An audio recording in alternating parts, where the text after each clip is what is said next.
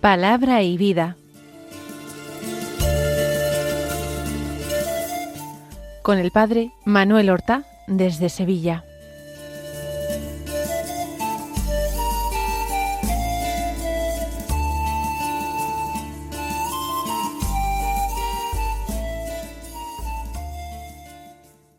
En el nombre del Padre, y del Hijo, y del Espíritu Santo. Amén.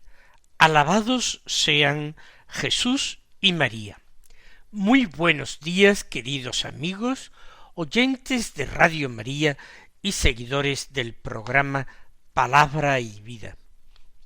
Hoy es el lunes de la tercera semana del Adviento. Un lunes que es 15 de diciembre. Hemos llegado a la mitad de este último mes del año. Ahora en la segunda quincena nos disponemos a celebrar fiestas importantísimas. Concretamente, a partir del día 18, las lecturas adoptarán un régimen que no es el de tal día de la cuarta semana de Adviento o de la tercera, sino que a partir del día 18 no celebraremos el jueves de la tercera semana del Adviento, sino que tendremos las lecturas propias del día 18 y las oraciones propias del día 18, para preparar así la última semana que resta para la Navidad. Hoy la Iglesia no celebra en particular en su calendario litúrgico general a ningún santo. Nosotros vamos a escuchar la palabra de Dios que se proclama en la liturgia de la misa del día. Es del Evangelio según San Mateo, del capítulo 21, los versículos 23 al 27, que dicen así: En aquel tiempo llegó Jesús al templo, y mientras enseñaba, se le acercaron los sumos sacerdotes y los ancianos del pueblo para preguntarle: ¿Con qué autoridad haces esto? ¿Quién te ha dado semejante autoridad? Jesús les replicó: Os voy a hacer yo también una pregunta. Si me la contestáis, os diré yo también con qué autoridad hago esto. El bautismo de Juan, ¿de dónde venía? ¿Del cielo o de los hombres? Ellos se pusieron a deliberar. Si decimos del cielo, nos dirá: ¿por qué no le habéis creído? Si le decimos de los hombres, tememos a la gente, porque todos tienen a Juan por profeta. Y respondieron a Jesús: no sabemos. Él, por su parte, les dijo: pues tampoco yo os digo con qué autoridad hago esto. Jesús está en Jerusalén. Está en el templo y allí enseña. En uno de estos patios porticados que hay en el templo. No era un lugar insólito para esto.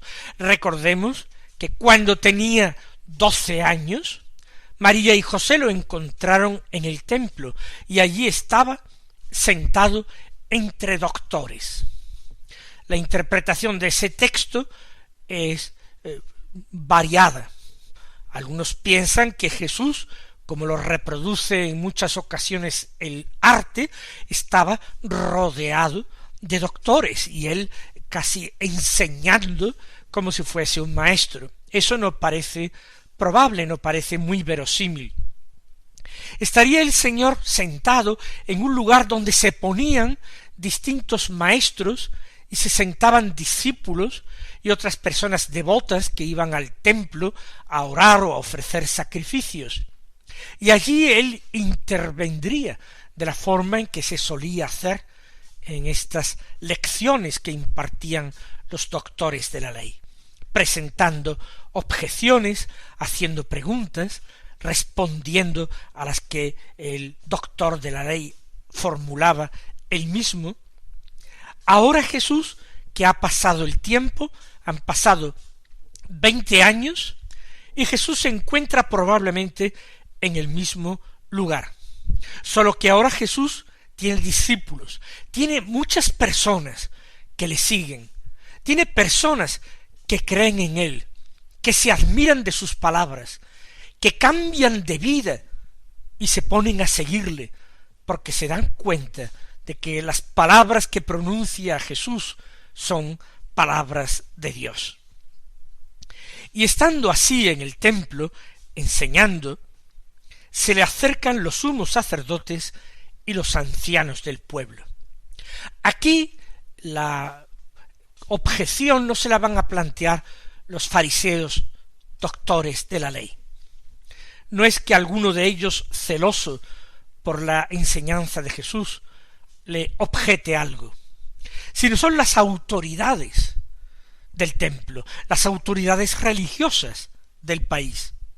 Son los sumos sacerdotes, es decir, los sacerdotes de superior categoría que vivían en Jerusalén, y los ancianos del pueblo, que es la nobleza judía, que poseían tierras, es un grupo de laicos, no sacerdotes, pero que se reservaban una serie de asientos en el Sanedrín, y junto con los doctores de la ley y los sacerdotes formaban esta institución judía, la del Sanedrín.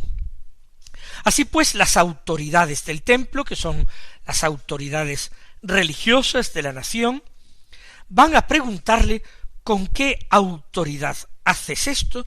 ¿Quién te ha dado semejante autoridad? ¿Qué están queriendo decir con autoridad con la que tú haces esto?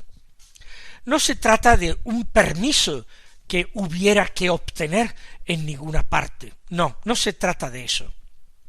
La autoridad de la que se habla es la autoridad moral que proporciona una competencia acerca de lo que se enseña. Haber estudiado a los pies de un doctor de la ley.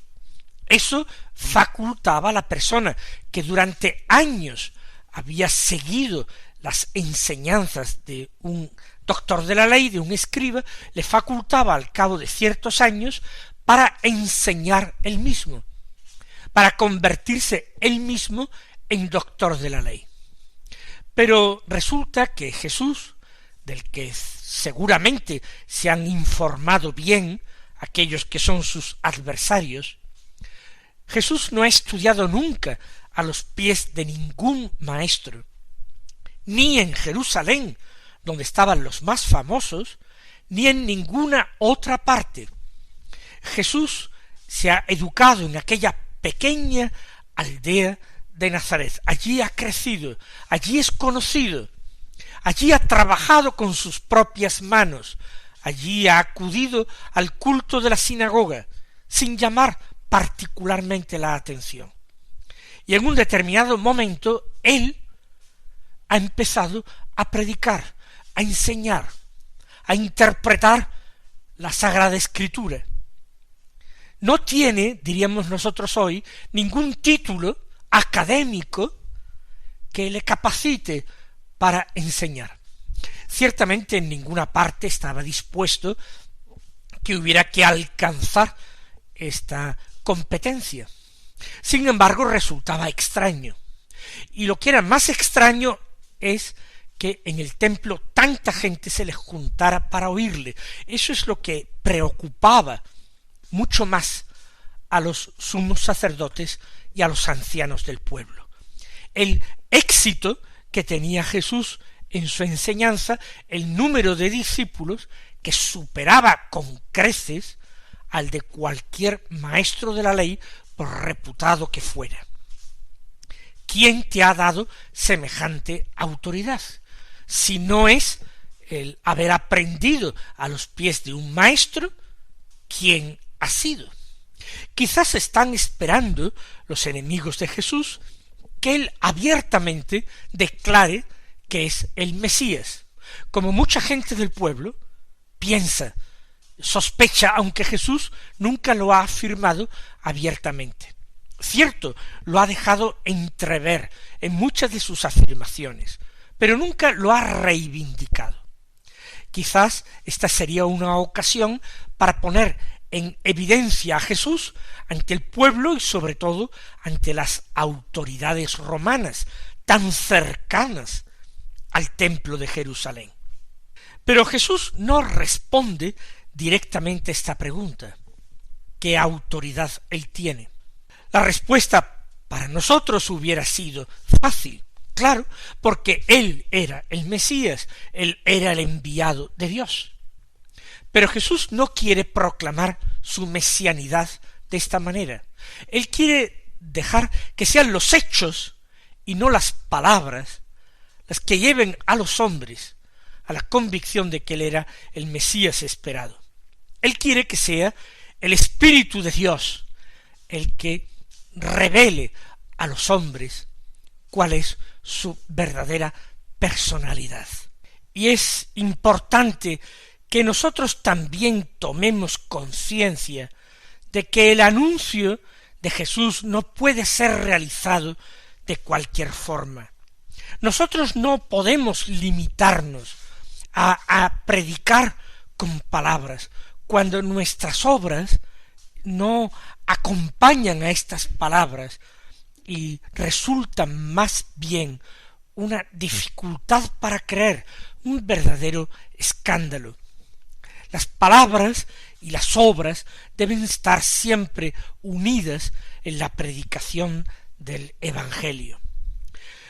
Nosotros también pedimos al Señor no solamente gracia para vivir esta coherencia evangélica, le pedimos gracia para que progresivamente en nuestras mentes y en nuestros corazones se vaya encendiendo la luz de la fe. Nosotros pedimos gracia para no sentirnos desconcertados ni turbados cuando la duda nos asalte, cuando la ignorancia nos aceche. El Señor dará todos los medios que necesitamos para que nuestra fe vaya creciendo en intensidad, en sensibilidad, en firmeza. Lo pedimos en estos días de Adviento, en que nos disponemos a acoger con gozo el misterio de su nacimiento. Pedimos intensamente que el sacramento de nuestra fe, que vivimos cada domingo, y ojalá que no solamente los domingos, sea el lugar de iluminación, sea el lugar de revelación interior, de acogida del Espíritu, que da testimonio en nosotros del Señor.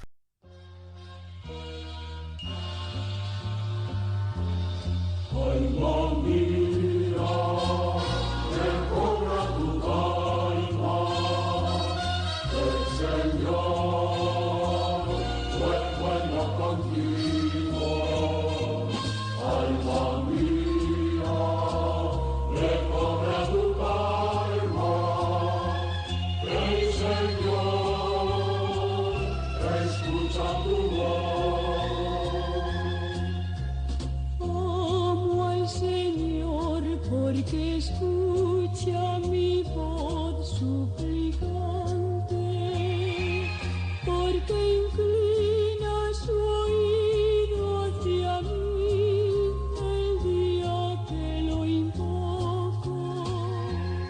Alma mía, recobra tu calma, el Señor fue bueno contigo. Alma mía, recobra tu calma,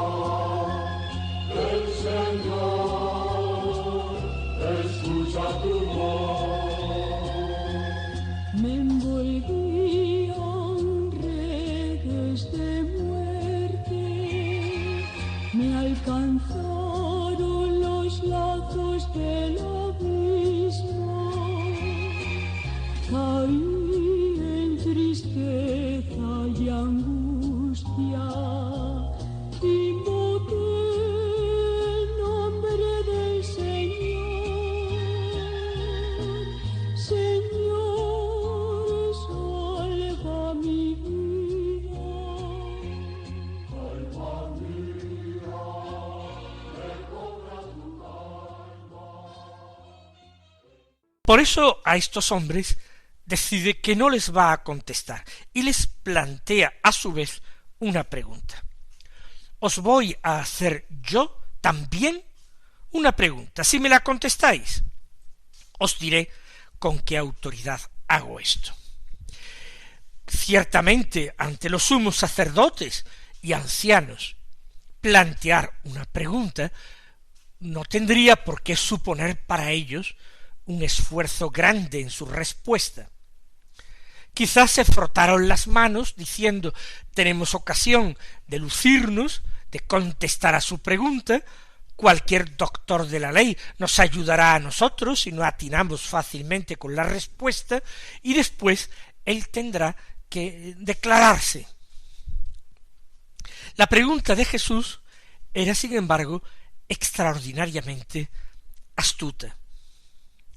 El bautismo de Juan, ¿de dónde venía? ¿Del cielo o de los hombres? Jesús está pidiendo que, a partir de un hecho muy conocido que había conmocionado a la sociedad de su tiempo, cuál era la predicación de Juan Bautista en el desierto, los bautismos que impartía y todo ese fenómeno de masas que se veían atraídas allí al Jordán, acudiendo de Jerusalén y de toda Judea y de Galilea. Aquello podía ser interpretado de distintas maneras. Recuerden cómo en el Evangelio de hace unos días Jesús se quejaba diciendo: vino Juan Bautista, que ni comía ni bebía, y dijeron de él: tiene un demonio. Y en cambio el Hijo del Hombre viene, come y bebe, y dicen: es un comilón y un borracho. Bueno, es decir, había autoridades religiosas que discernían, es una forma de hablar eso de discernir, ellos imputaban a Juan ser una persona poseída por el demonio, una persona que no tenía buen espíritu, que no tenía el espíritu de Dios, porque realizaba proezas ascéticas difícilmente imitables por los hombres. Entonces, ahora Jesús pide que públicamente den su sentencia en relación a Juan Bautista. Juan Bautista y el bautismo que Juan traía, ¿eso venía de Dios, del cielo, o venía de los hombres? Ellos se pusieron a deliberar. Seguramente buscaron en su ayuda a algún competente escriba de los muchos que estarían allí en el templo enseñando también. Había una gran dificultad. Si respondían diciendo que Juan Bautista era verdaderamente un hombre de Dios, era un auténtico profeta, y que el bautismo que él predicaba y administraba era algo querido por Dios, mandado por Dios, la respuesta de Jesús inmediatamente sería: ¿y vosotros por qué no le habéis creído? Pero si decimos que el bautismo de Juan y su figura viene de los hombres, o incluso que estaba poseído por un mal espíritu, ¿qué va a decir la gente cuando todo el mundo, todo el pueblo tiene a Juan por profeta, por un verdadero profeta? Las habladurías, tanto de los doctores de la ley como de los sumos sacerdotes, habían sido entre ellas o a sus pequeños círculos de adeptos, pero nunca habían emitido un juicio público condenando a Juan. En ese caso hubieran perdido muchísima credibilidad, hubiesen perdido prestigio, ya que a Juan no podían evitarlo. Al menos esa tolerancia, ese mirar hacia otro lado, les dejaba a ellos en una situación relativamente cómoda. Ni elogiaban a Juan, ni se declaraban a su favor, ni tenían por tanto que convertirse ellos personalmente, pero tampoco asumían ese papel poco agradable de descalificar a Juan, cuando sabían que esta descalificación tendría inmediatamente consecuencias negativas para ellos en relación con un pueblo que creía en Juan. Por eso la pregunta de Jesús está muy bien planteada, porque obliga a personas que viven en la mentira, no ya en el error, no, sino personas que viven en la mentira, les obliga a salir a la luz, a mostrar sus mentiras o a reconocerlas. Y ellos no están dispuestos a ello. Ellos prefieren seguir viviendo en las tinieblas antes de entrar en el ámbito de la luz. Así pues, no son capaces de responder a Jesús. Y le dijeron, no lo sabemos. ¡Qué grave fallo! Las autoridades del templo, los que vivían entregados a Dios, no sepan algo tan elemental que la gente del pueblo más sencilla ya ha discernido favorablemente para Juan. Por eso ellos dicen con indudable cobardía, no lo sabemos. Y Jesús entonces les responde, pues tampoco yo os digo con qué autoridad hago esto.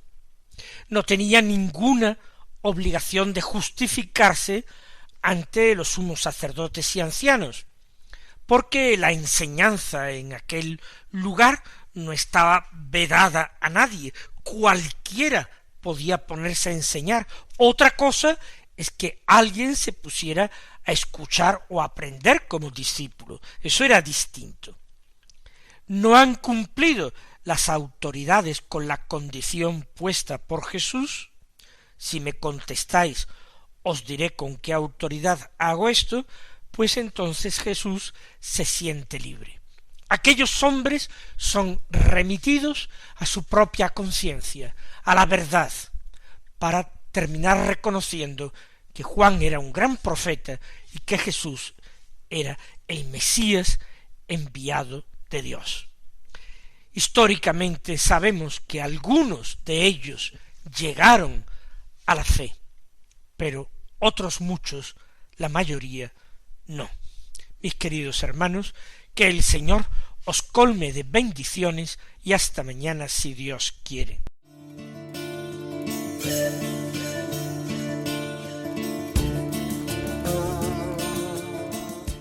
Han escuchado en Radio María Palabra y Vida, un programa que dirige el Padre Manuel Horta.